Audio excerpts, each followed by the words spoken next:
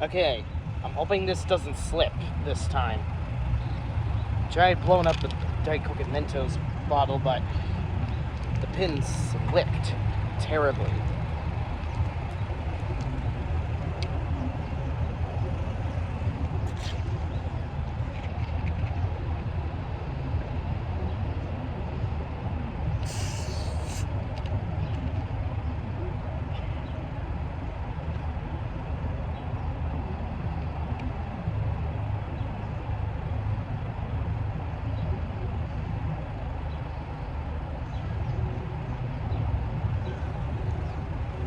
Alright, William Byron has won it at Atlanta, even though it was rain shortened, but I digress. Nevertheless, let's bring it on to celebration.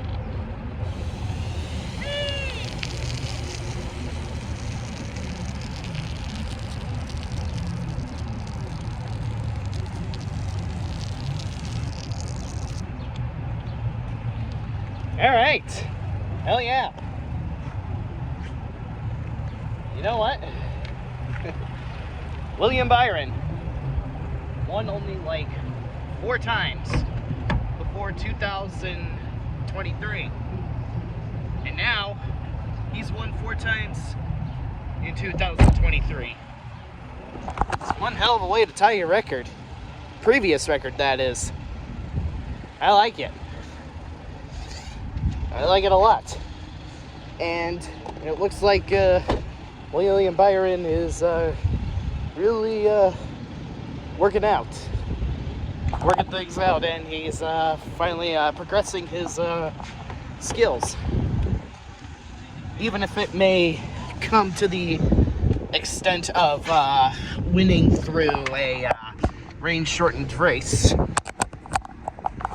But that really isn't his fault, because when the rain comes, you gotta race like there's no tomorrow. You gotta race before the aqua drenches the shit out of the racetrack. You gotta race for your fucking life when the rain comes. Rain like it's a fucking firestorm.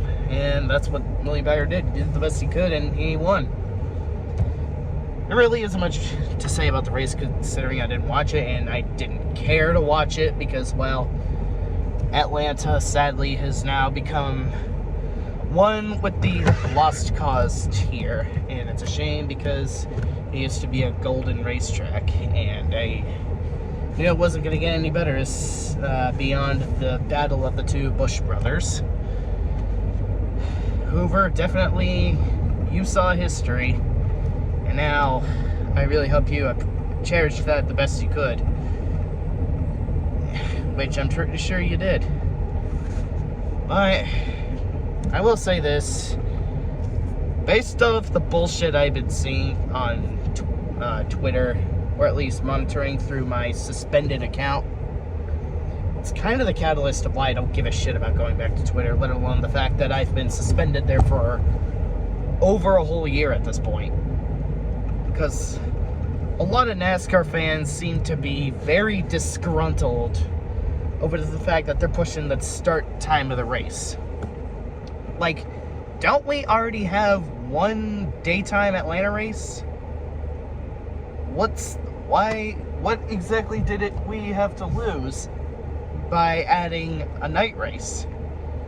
The one time NASCAR does something right by keeping people from frying into well-done steak in the sun, they get completely disgruntled about that.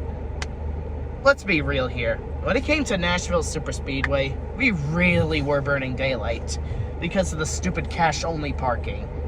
And while NASCAR luckily fixed those problems the following years, it was still facing issues with the weather when they started it as late as 5 p.m., which is still basically barely squeezing in any daylight, and now they did the right call by turning Nashville Superspeedway into a night race, so no one would fry straight to the deepest hells of the humidity.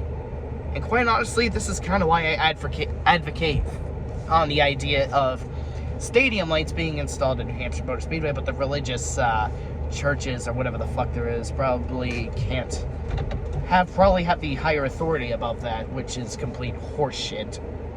Because why can't you just move your practices or church elsewhere, or whatever the shit that is?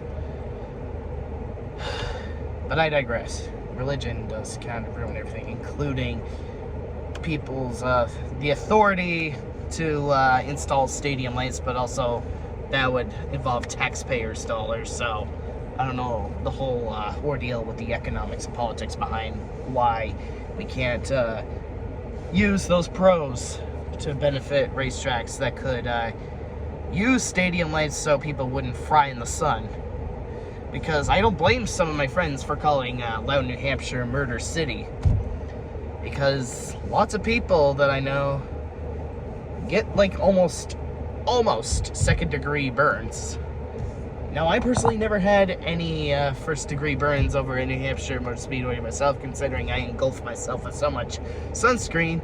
But nevertheless, this was a good way for NASCAR to actually do the right thing for once, to actually combat against what's been hemorrhaging fans in the attendances. Removing the cash-only parking as far as Nashville Superspeedway goes, pushing the dates back to nighttime. Well, if you guys want to know more information on this, just go subscribe to my guy, C-Rad TV. He already went on a big rant about how stupid the NASCAR fan base is, and it's honestly why I couldn't care any less of going back on Twitter. And Twitter to me is just a toxic cesspool of lost causes, and it has shown to me that they aren't capable of keeping the toxicity at bay, especially when it involves legal trouble, and I don't want any part of that. And quite honestly, if you want a better version of Twitter, just go to Threads, which is basically an extension of Instagram, and a lot less toxicity is led astray, thanks to egotistical billionaires not overriding it, or that's only assuming that Elon Musk was successful with the purchase. I don't fucking know. Nevertheless, I just don't fucking care about Twitter anymore, as it has brought a lot of the worst out of a lot of people, and it's the reason why I just am feeling nothing but apathy when it comes to social media apps like Twitter.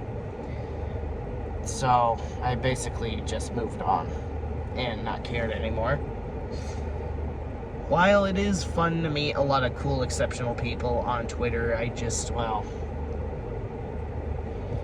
so many people just blow shit out of proportions to the fucking sky heavens so much that it just became unbearable for me. Like, even the most adorably innocent things that you would see on there get completely poisoned with toxicity, and it just drove me up a goddamn wall, and I just couldn't deal with it anymore, and my patience was completely thinned out. Well, honestly, I don't even know why I'm going on a tangent with Twitter. Maybe it's because NASCAR fan base are too fucking stupid to realize how much NASCAR has been at least trying to combat against what is causing fans to dwindle in the crowds, outside of them ignoring the absolute farce that is the playoff system. But to bring this back over to William Byron, 4 wins is what he had before 2023, and now in 2023 he has 4 wins. I wouldn't doubt if he made it to the Final Four this year, and if this is exactly what I have to expect, and if this should fuel my optimism of seeing him win in person, then I'm looking forward to it. I'm looking forward to the 4 races I'm going to this summer: Loudon, Pocono, Richmond, and Watkins Glen. I almost could go into Phoenix, and I don't know if there's any other race in between Phoenix and Watkins Glen that I'm going to until further notice, because I've thought about Homestead, Miami, but I'm not sure if I'm going to go through with that yet, but I'll let you guys know what's going to happen. Oh, yeah. It was a rain-out race, and it was on, yet again, the bootleg version of Daytona and Talladega, but I'll still take it.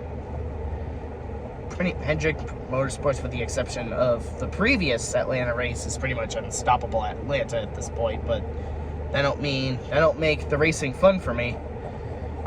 But at this point, I think a lot of the NASCAR community is just disgruntled over the fact that Hendrick Motorsports is winning. I don't fucking know.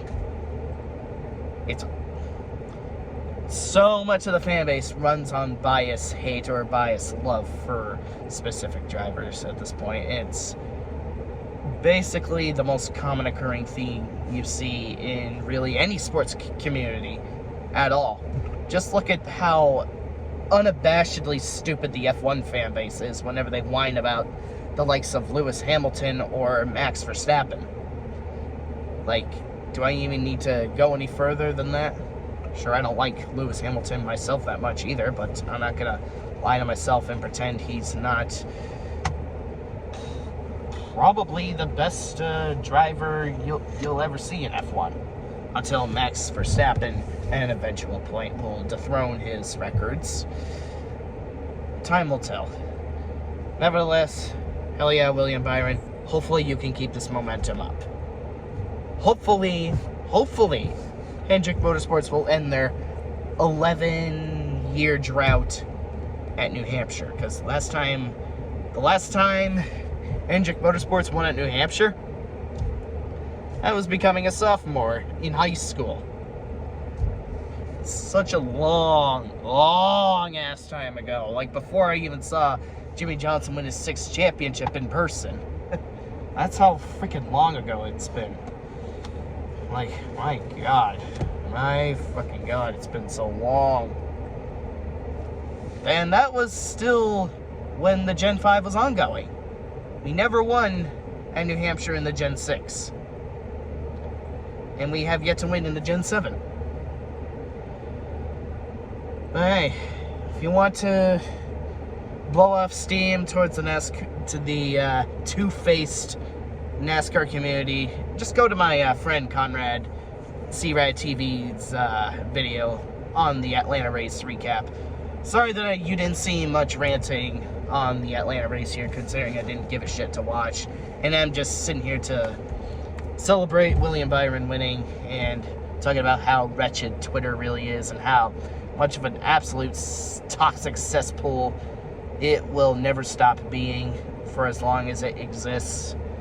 Blah, blah, blah. Moving onwards.